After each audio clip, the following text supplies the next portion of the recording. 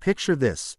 A lonely farmer in the heart of rural America, his quiet life upended when 7 mysterious women arrive at his doorstep, their intentions as murky as a storm-charged sky. With whispers of seduction, secrets, and a dangerous game, this tale of lust and betrayal will grip you from the first word. If you're in the USA or UK and crave heart-racing suspense laced with forbidden allure, smash that subscribe button now. Join our community for more pulse-pounding stories that'll leave you breathless. Don't wait. Subscribe today. In the amber glow of a Nebraska sunset, Amos Tucker, a grizzled 38-year-old farmer, trudged across his sprawling cornfields, the weight of solitude heavier than the sacks of grain he hauled daily.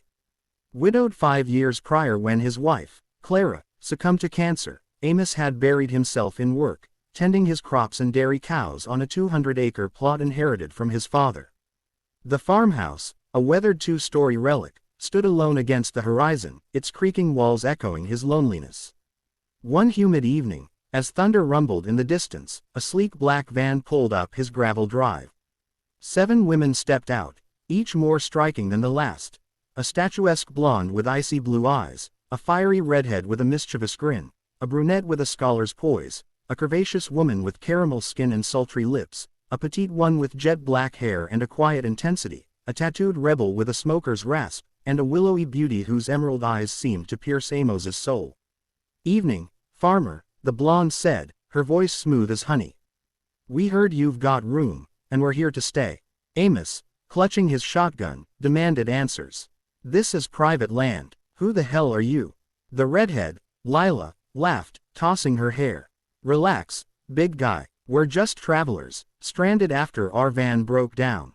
Name's Lila. That's Celeste." She nodded to the blonde, then Mara, Jade, Sophia, Raven, and Elise.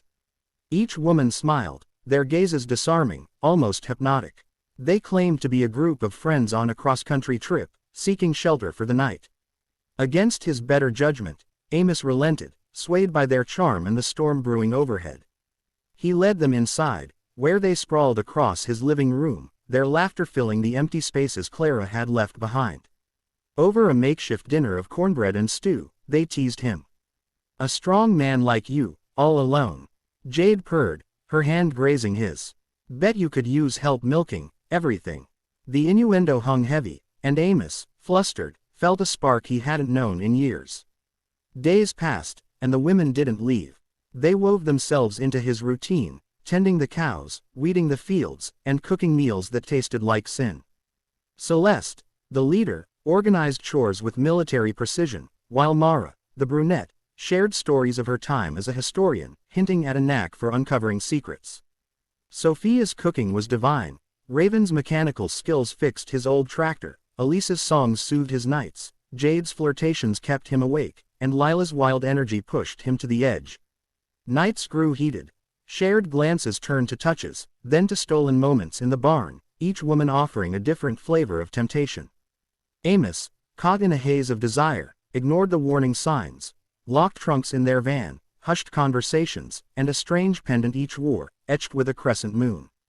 3 weeks in, Amos stumbled upon a hidden cellar beneath the barn, unlocked by a key he found in Raven's bag. Inside were files, photos, and a ledger detailing his farm's worth, $2 million, far more than he'd realized, thanks to untapped oil beneath his land. The women weren't travelers. They were operatives of the Lunar Veil, a syndicate that targeted isolated men, seduced them, and swindled their assets.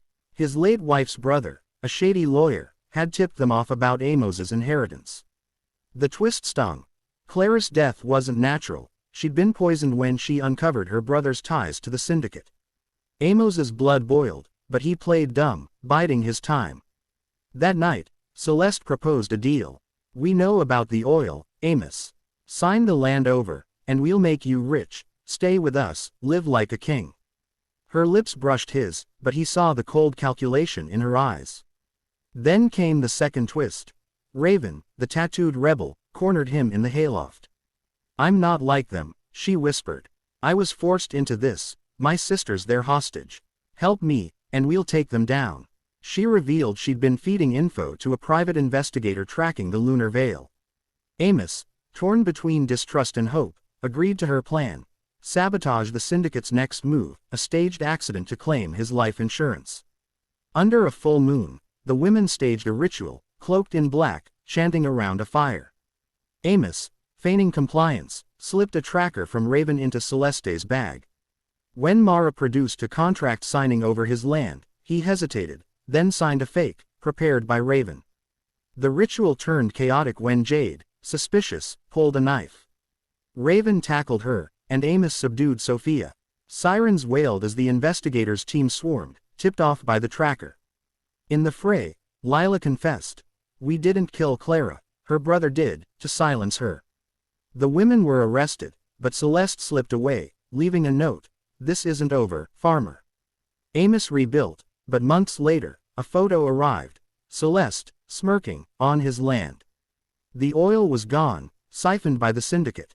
Raven, now free, offered to stay, but Amos, scarred by betrayal, sent her away. He worked his fields alone, haunted by their faces, wondering if Celeste's final twist, a promise of return, was a taunt or a vow. The farm felt alive with their ghosts, and every creak of the house whispered their question, "Can you handle us?"